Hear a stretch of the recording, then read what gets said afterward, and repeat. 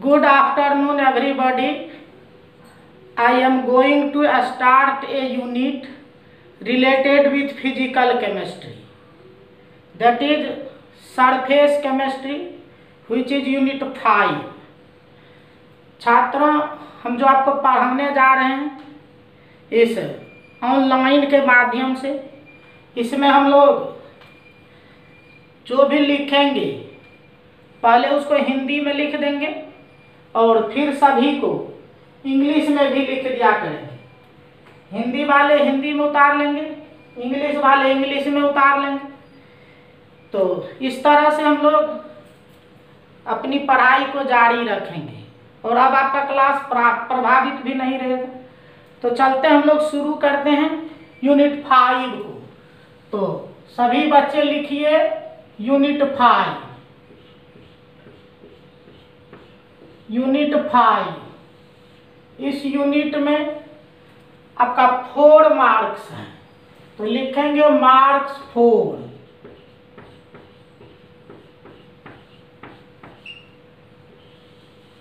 Marks 4 है। Chapter का नाम है सरफेस केमिस्ट्री।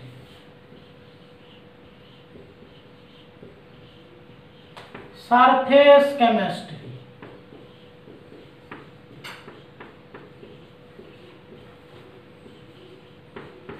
सरफेस केमिस्ट्री, इसको हिंदी में कहते हैं पृष्ठ रसायन। पृष्ठ रसायन।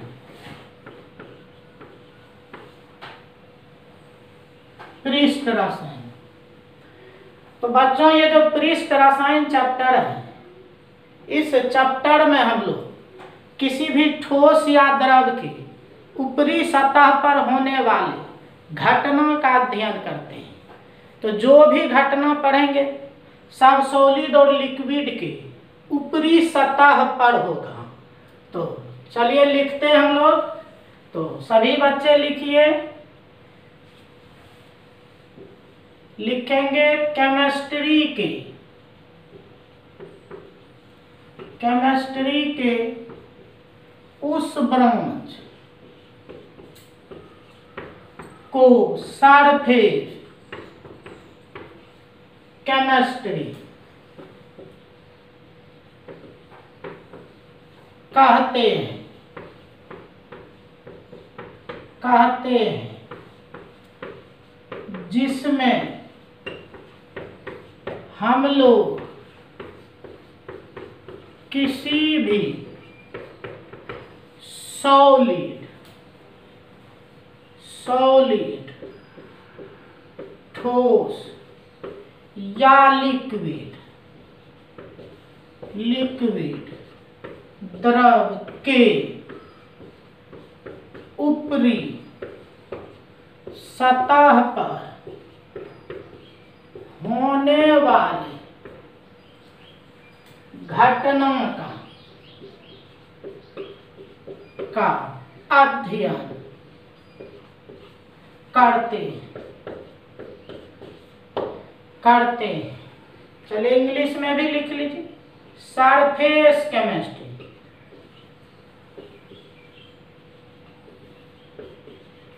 Surface chemistry is a branch of chemistry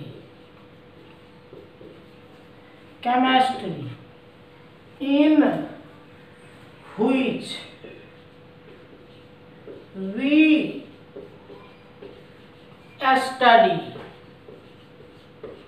about the surface phenomenon. About the surface phenomenon taking place on the surface of solid and liquid. Solid and liquid. बच्चों इस यूनिट में हम लोगों को 3 टॉपिक के बारे में पढ़ना है। आपका सिलेबस जो है, सिलेबस के अनुसार 3 टॉपिक है। एक एडजोर्प्शन, दूसरा कोलाइडल सॉल्यूशन, तीसरा कैटालिस्ट एंड कैटालाइसिस। और सब दिन से हम सभी चैप्टर में 12th में एक बेसिक टॉपिक पढ़ाते हैं, बेसिक कंसेप्ट, जिसमें उस चैप्टर को समझने के लिए जितने भी टॉपिक्स की आवश्यकता होती है सबके बारे में एक्सप्लेनेशन देते हैं, सबको डिटेल से समझाने का प्रयास करते हैं। तो इस बेसिक कंसेप्ट को पढ़ लेने के बाद किसी को चैप्टर को समझने में किसी तरह की परेशानी नहीं होती है। तो इस यूनिट में 3 टॉपिक आपको सिलेबस के अनुसार है और एक टॉपिक हमारी ओर से है। तो इस तरह से कुल 4 टॉपिक इसमें हम लोग पढ़ने जा रहे हैं। 4 टॉपिक की बात करेंगे तो कौन कौन सा टॉपिक है तो लिखेंगे, कह लो देखिए। इस यूनिट में हम लोग निम्न 4 टॉपिक्स का अध्ययन करते in this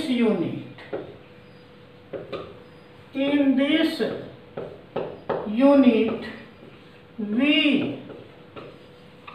study about following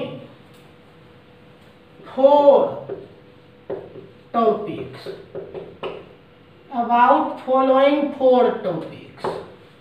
तो चलेंगे, लिखेंगे ए में बेसिक कंसेप्ट,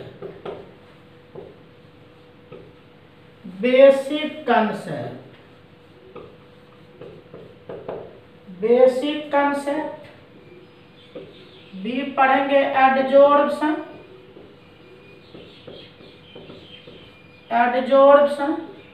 सी पढ़ेंगे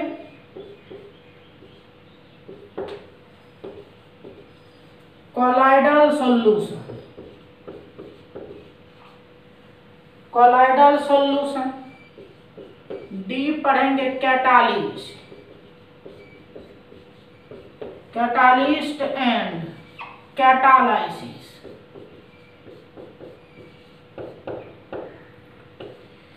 तो कैटालिस्ट एंड कैटालाइसिस, इस तरह से इस यूनिट में इस चारों टॉपिक को हम लोग बारी बारी से पढ़ेंगे और जब चारों खत्म हो जाएगा तो फिर आपका ये चैप्टर, ये यूनिट जो आपका फिनिश हो जाएगा। तो चलते हम लोग एक जो बेसिक कंसेप्ट है उसको शुरू करते हैं। तो सभी बच्चे इस तरह से बीच में लिखेंगे बेसिक कंसेप्ट।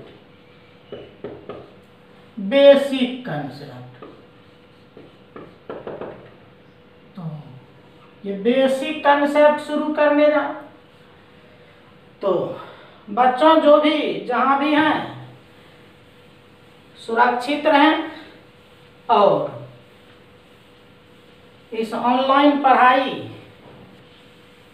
का आनंद लेते रहें।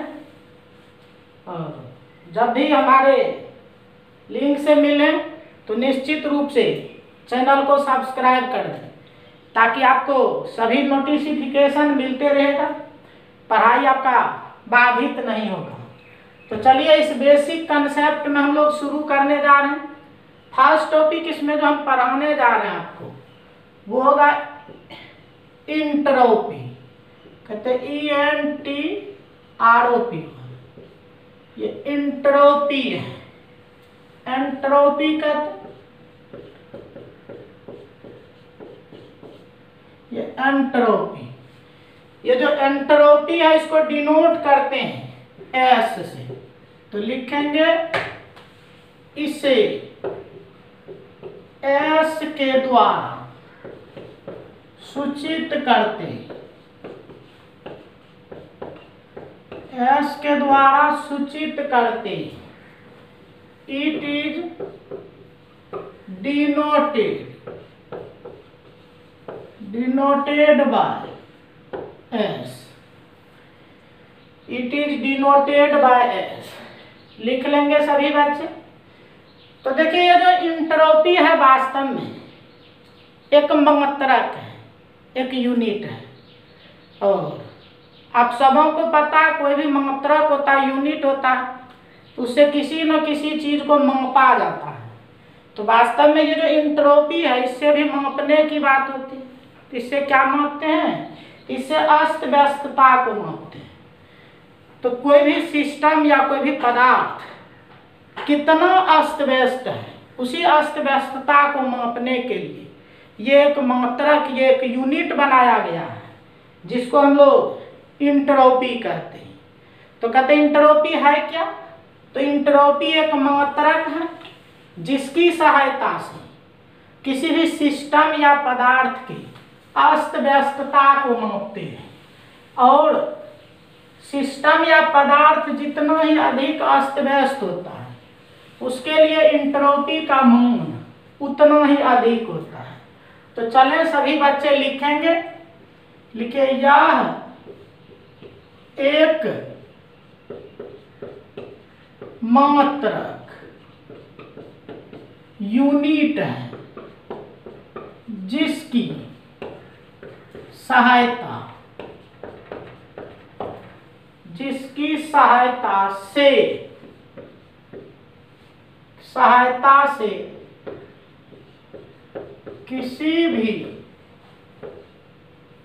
किसी भी पदार्थ, मैटर, जिसमें किसी भी पदार्थ या सिस्टम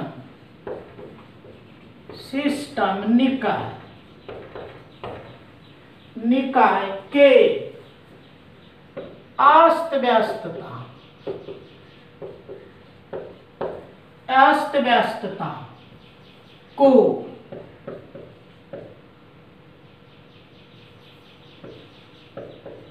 मापा जाता है। सिस्टम जितना ही अधिक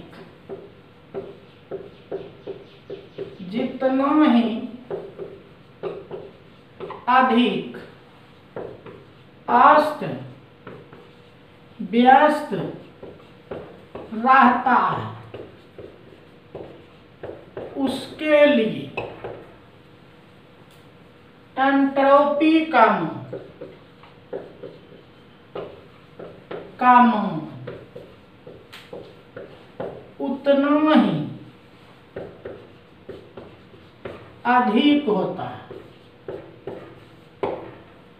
उतना ही अधिक होता है, चलिए इंग्लिश में भी सभी बच्चे लिख लीजिए इस इंट्रोपी के बारे में। तो कहते हैं it is a unit which is used to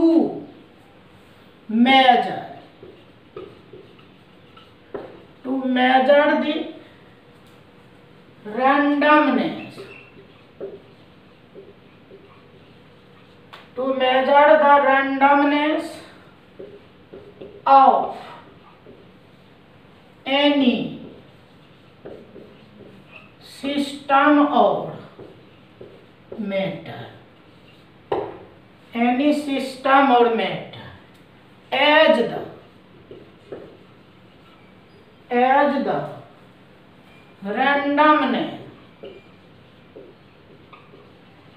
the randomness increases, entropy also increases। चलिए सभी बच्चे लिखते चलेंगे, और हमारे इस चैनल को निश्चित रूप से सब्सक्राइब करेंगे सभी बच्चे। तो इस तरह से हिंदी वाले लिख लिए होंगे, चलते हैं आगे बढ़ते हैं, हम लोग इंग्लिश वाले लिखते चले।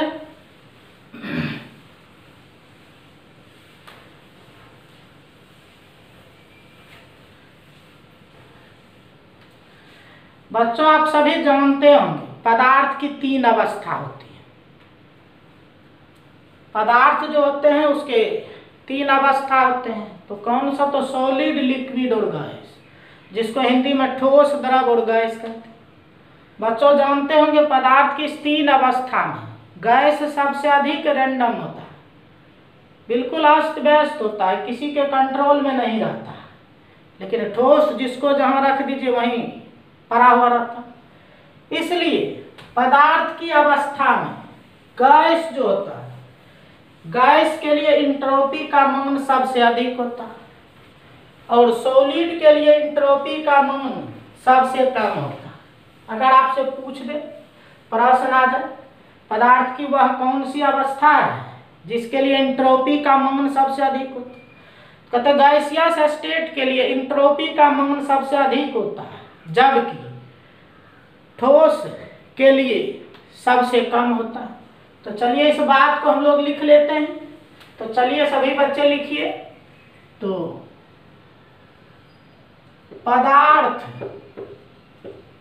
की अवस्था में सॉलिड के लिए इंट्रोपी का मान सबसे कम होता है, जबकि गैस के लिए सबसे अधिक होता है, सबसे अधिक होता है। चलिए इंग्लिश में भी लिख सकते। इन state of matter entropy of gaseous state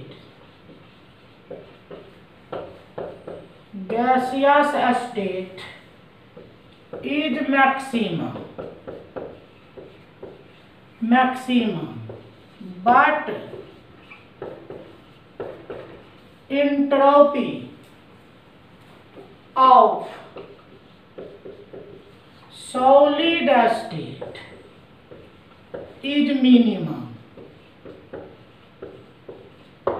solid state is minimum.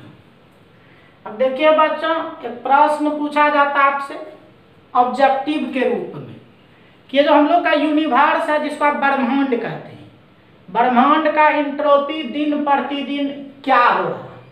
तब जिससे भी मिलेंगे, जिससे भी पूछेंगे, प्रायः लोग गलत कर बैठते हैं। तो वास्तव में देखिए आप भी सोच सकते हैं कि ये जो यूनिवर्स है, ब्रह्मांड है, इसका अस्त व्यस्तता दिन प्रतिदिन बढ़ते जा रहा है। सिस्टम बिल्कुल अस्त व्यस्त हो रहा, नेचर अस्त व्यस्त हो रहा, और उसी को तो हम लोग मापते हैं इंट्रोपी के रूप में। तो इसीलिए स्पष्ट रूप से आप कह सकते हैं कि ये जो ब्रह्मांड है जिसको आप यूनिवर्स कहते हैं, इसका इंट्रोपी दिन प्रतिदिन बढ़ता ही जा रहा है। तो चलिए इसको भी लिख लेते हैं। तो हम लोग समझे पदार्थ की तीनों अवस्था में गैसियस स्टेट का इंट्रोपी सबसे अधिक हुआ, जबकि ठोस का इंट्रोपी सबसे कम हुआ, और ब्रह्मांड का इंट्रोपी दिन प्रतिदिन बढ़ता ही जा रहा। तो लिखेंगे सभी बच्चे, ब्रह्मांड यूनिवर्स का इंट्रोपी दिन प्रतिदिन बढ़ता ही जा रहा है। इंग्लिश में भी लिख ली, इंट्रोपी ऑफ यूनिवर्स इंक्रीजेज।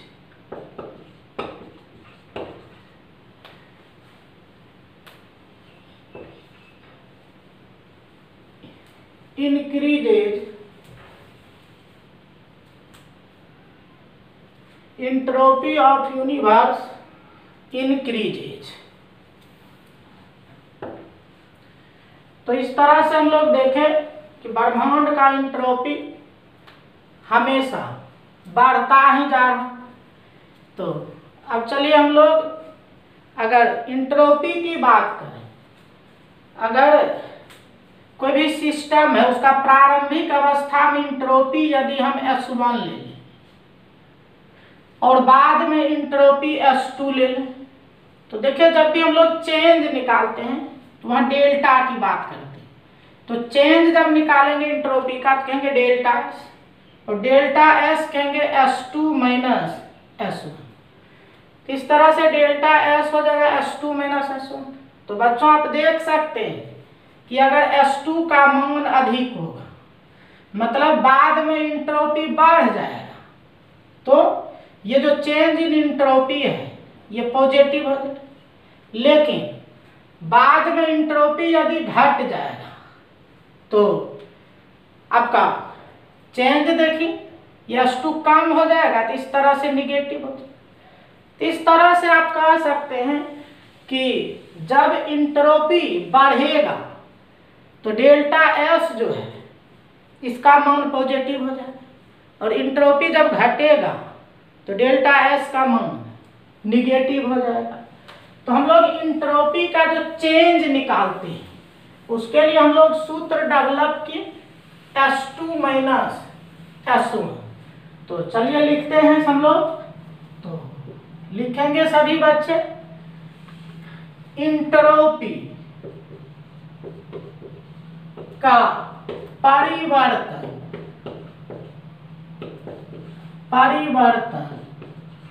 निम्न सूत्र से ज्ञात करते change of entropy is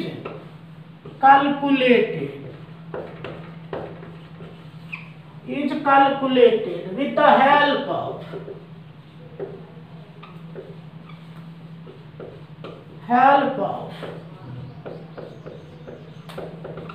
following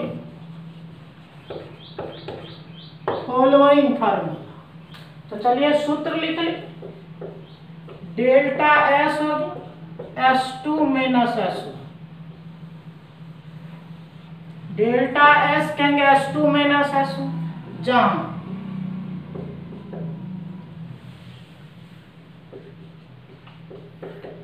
जहां डेल्टा S जो है या चेंज इन एंट्रोपी, ये S1 हुआ इनिशियल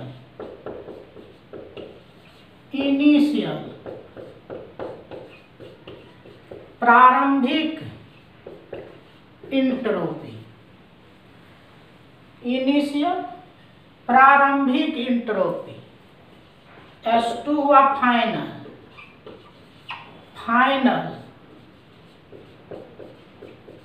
अंतिम एंट्रोपी।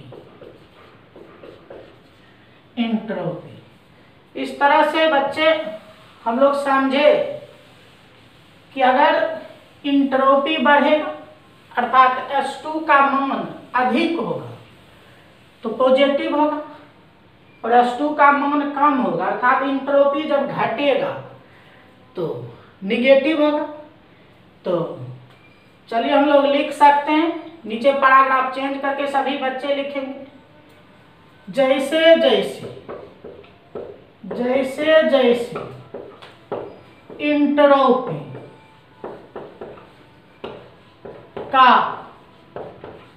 मान बढ़ेगा तो इंट्रोपी का परिवर्तन अर्थात डेल्टा एस का मान पॉजिटिव होगा, जबकि घटेगा तो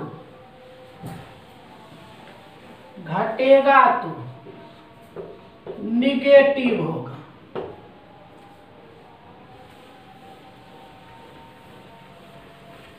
चलिए इंग्लिश में भी हम लोग लिखेंगे पैराग्राफ। इफ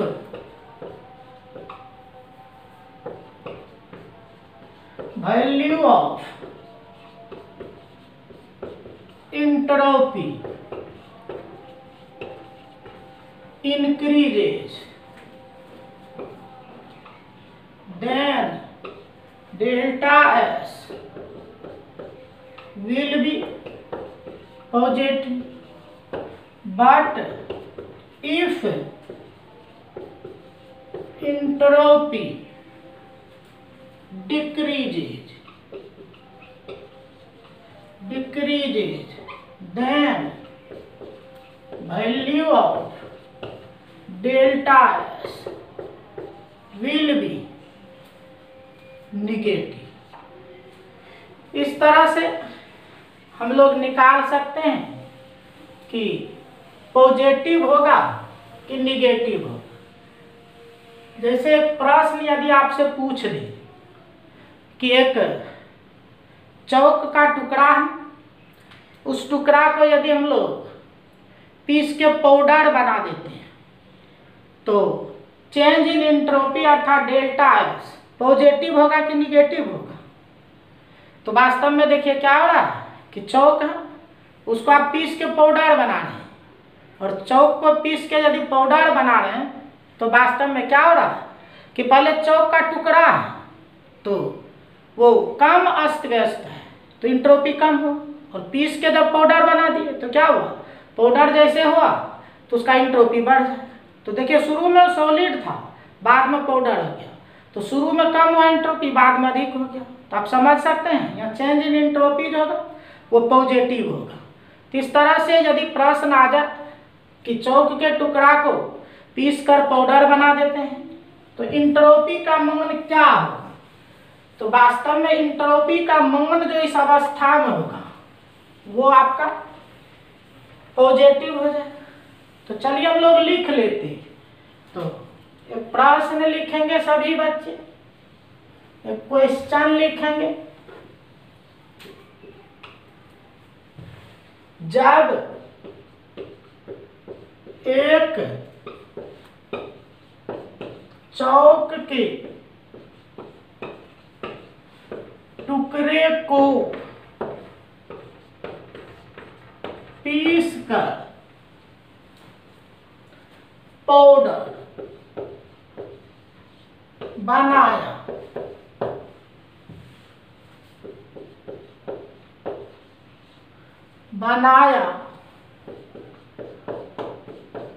जाएगा तो इंट्रोपी के परिवर्तन का मान क्या होगा, तो हम लोग यहाँ कह सकते हैं कि ये जो है आंसर पॉजिटिव हो। क्या, तो ये जो S1 है ये लेस होगा और S2 जो है ये मोड़ होगा, इसीलिए delta S S2 minus S1। और देखिए ये अधिक से कम को घटाएंगे तो वास्तव में पॉजिटिव हो जाए। इस तरह से आप इंग्लिश में भी कह सकते हैं, तो हम साइड में इंग्लिश में भी लिख देते हैं, आप लिख सकते हैं। तो लिखेंगे what will be value of delta S when piece of chalk is converted into powder for, तो आंसर वही होगा आपका पॉजिटिव। तो इस तरह से देखिए सभी बच्चे लिख सकते हैं, सभी बच्चे लिखिए। तो ये हम लोग देख रहे थे अबाउट इंट्रोपी।